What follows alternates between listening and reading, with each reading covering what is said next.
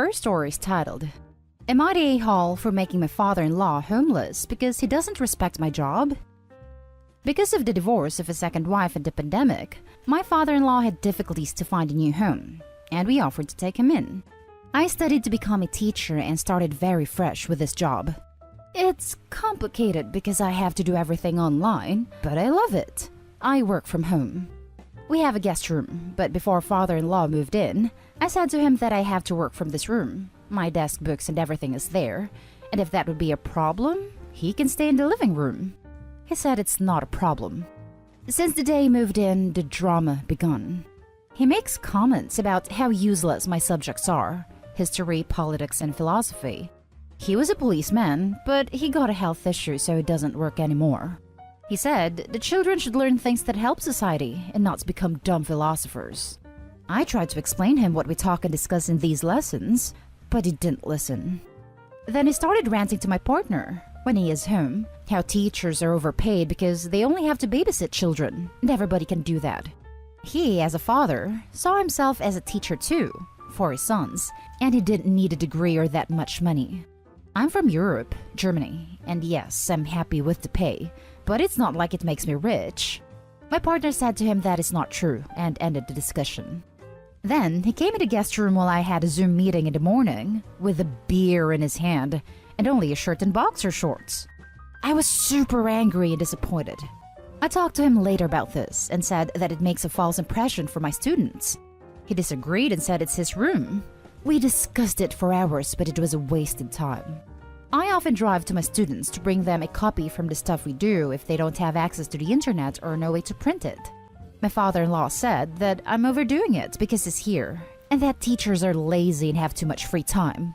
I tried to tell him politely how much work teachers who love their job have, but he didn't listen. Next day, when I left the room for 2 minutes to get something for the Zoom meeting, he went in the guest room and chatted with my students. They were all really uncomfortable about my subjects and how useless they are.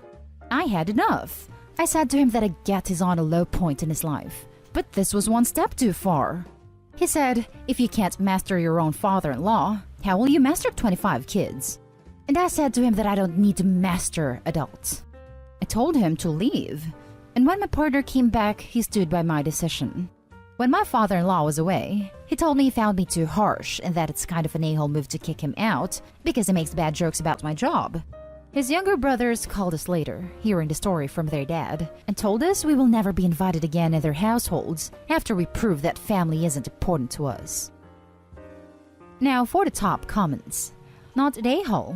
Him doing that on Zoom could lead to consequences for you at your job. Also, ironic that he thinks philosophy makes you dumb. As a fellow teacher, 100% this. You can be sacked for this. The parents would cause a scene about this, and the teacher involved would be sacked for this.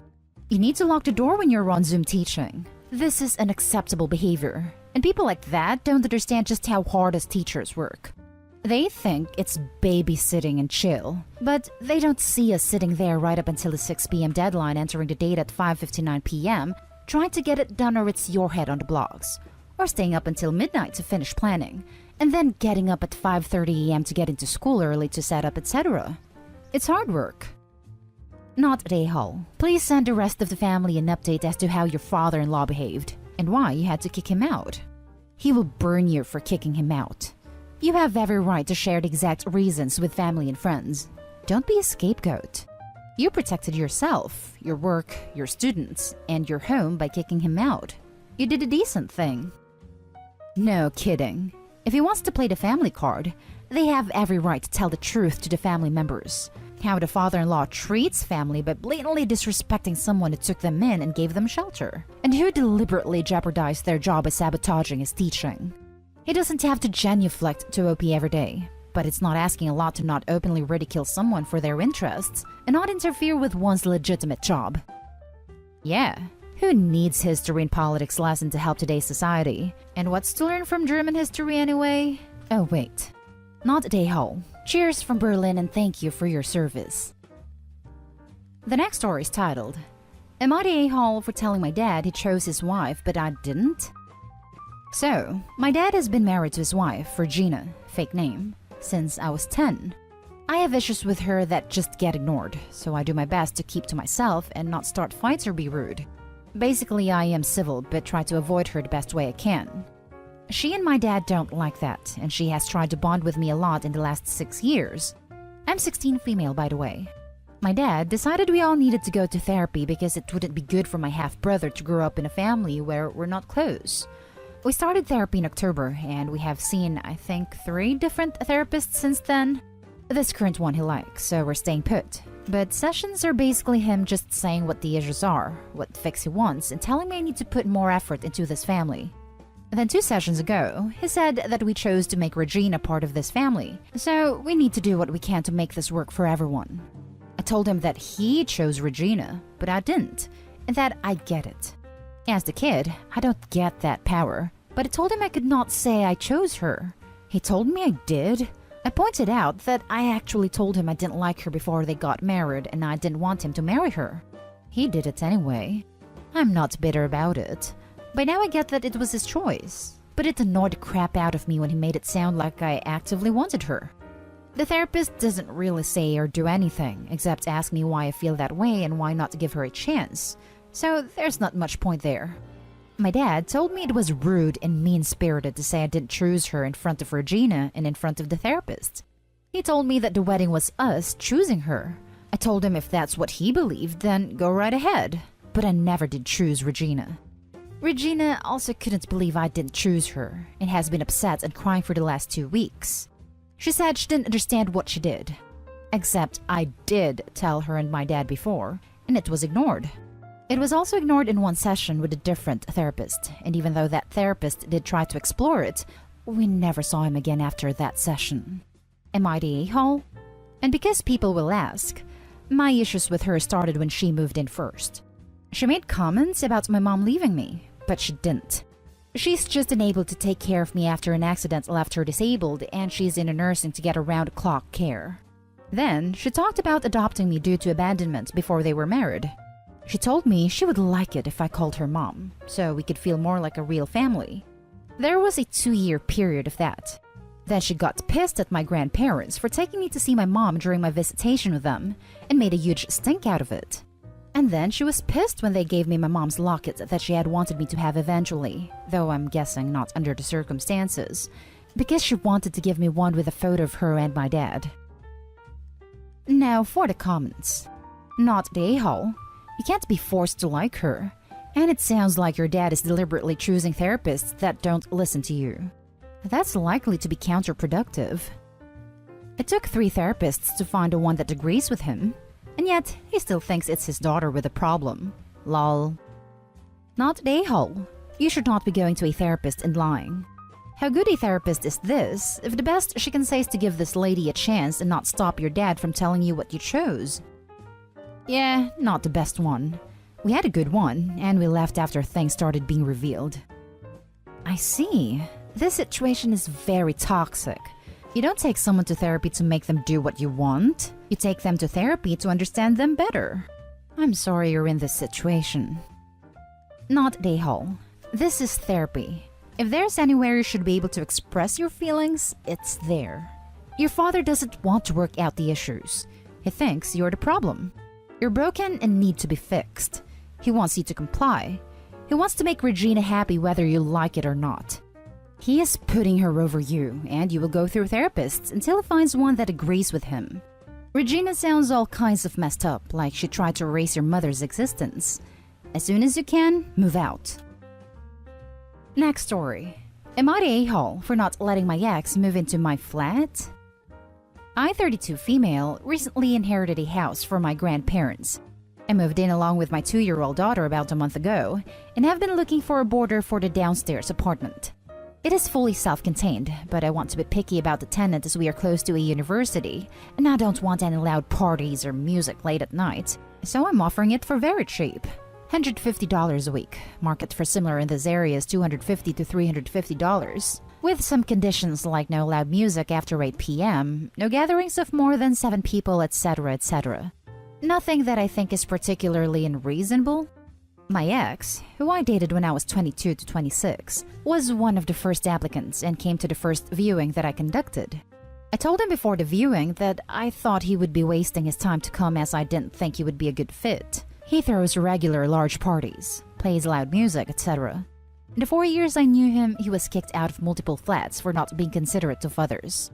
He is also extremely controlling. During the flat viewing, he tried to tell other people that he was definitely taking the place, and was constantly telling me where he wanted furniture moved to, and which pieces I'd have to put in storage so he can move his stuff in.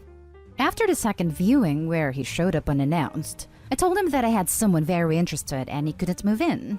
This was a white lie, as I had a few interested but no one committed yet. 2 weeks later, I re-advertised and he immediately started hassling me again. And I told him that I would absolutely never rent to him, so to leave me alone. He flipped his crap, hassling me about my daughter needing a father, that I was biased against him, etc. I ended up blocking him because he was calling all hours of the night to hassle me. Now, friends of both of us are at me to give him a second chance, and I'm starting to feel guilty. It's been 6 years since we split. Maybe he's changed and I dismissed him without consideration. Am I the a-hole here? He is not the father of my daughter. She was conceived using a sperm donor and a surrogate. I have a family history of cervical cancer, and when I was 25 or 26, I had a couple of smears that showed abnormal precancerous cells. Ex didn't want kids ever, and didn't want to go through cancer treatments, so we split up. I spent a couple years dating, but was diagnosed with cervical cancer when I was 27. I had eggs collected, and then had a full hysterectomy. After I was through with treatment and in the all clear, I arranged a surrogate and my daughter was born. Now for the top comments. Why would you give a chance to this guy? He's clearly still a massive jerk, harassing you over this. He obviously hasn't changed. Not the a-hole. What Opie needs to give him is a restraining order. Not the a-hole. I mean, his current behavior alone shows exactly why he should never, ever be your tenant. Ever. And his previous behavior's even worse. Who wants loads of parties held in their home when there's a small child around? Yeah, he's trying to be controlling now, and he doesn't even live there. Not the a-hole. And remember, no is a complete sentence.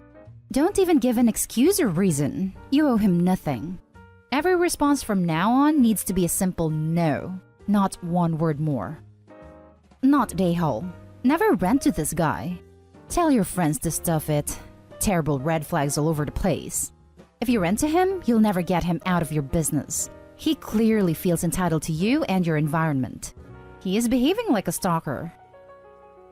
The last story is titled, Am I the a-hole for not changing my rules and terminating care? I have a home daycare. I like to think I'm pretty lenient, but I do have one big rule. Don't make me the bad guy.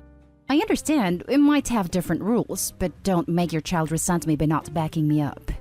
Anyway, another rule is I don't allow outside toys or electronics. Kids can bring a stuffed animal for a nap if they're sleeping in rest mats, but I don't want to be responsible if something gets broken. Years ago, I used to let kids bring whatever. Then a cheap McDonald's toy broke by accident. Kid was upset and mom got mad at me. So now, it's a hard rule. Most are okay with it, but I have a new kid, 3, whose mom wanted him to bring his tablet because he needs it. I said sorry, but no. I'm not going to be responsible for it. We went back and forth, but finally she just says fine. But every morning, he's crying because she took his tablet from him in the car. She always gives me this look and says, Miss Lucy says no tablet. I always try to say we have plenty of toys, but the kid spends the whole morning sulking. I've talked to mom, asked her to leave it at home and not even put it in the car, but she says he needs it. It's been a month, and yesterday was the last straw that broke the camel's back. Kid came in crying, as usual. I tried my usual redirection, which didn't work. Mom was giving me a look of, see what you did? Then she had the nerve to say to him, I know you need your tablet. We've talked about this before. Miss Lucy is strict. That pissed me off. I ended up telling her to take him home right then and there. She was shocked and tried to stammer. He was my first kid of the day, so there was no scene. I just handed back his backpack, said he was no longer a student of mine, and began to pack his extra clothes and a sippy cup he kept. Mom was in tears as she left. My husband thinks she was right. I'm too strict and should have broken policy instead of causing drama. Am I the a-hole? Not the a-hole. Tell your husband to watch the kid. That kid has problems if he's already addicted to that tablet. $10 says he needs it. Means I don't want to have to engage him, so I shut him up with electronics. Or tell your husband you are paying for another tablet that got ruined at your house. I have never heard of a daycare or preschool that allows expensive personal electronics, unless a child is disabled. Not the a-hole. If her only explanation was that he needs it without any context or information, then she knew your rules before enrolling her kid. She can't expect people to bend to her every whim. I agree. If she indicated it was used as a communication tool for a child with language delays / inability to communicate otherwise, that would be a totally different story. Not the a-hole. She had an entire month to explain to this kid that there can be no electronics at daycare. She chose to act like it was a big deal every single morning, so of course kid is going to act that way. Obviously, she wasn't even trying to follow the rules. You did right. In situations like this, you give an inch and they will take a mile. Or someone else will demand an exception. It becomes too hard to keep up with it all. Anyone with a sob story will get you to waver. You are doing the right thing to just stop it now. Your husband is kind of being a jerk about it. Why should you bend the rules for this one kid? What does he care? I'm sure you can find someone to take his place. What kind of example does it set for all of the other kids? Also, a 3-year-old should not need any electronic whatsoever. Kid is a toddler. Should not be that attached to a screen. She probably never actually parents that kid. I'm sure the tablet does all the work for her. And that's the end of this video, folks. As always, leave a comment and hit like and subscribe. And if you want more of this content, turn your notification on to get updated on the latest videos. And I'll catch you in the next one. Stay safe.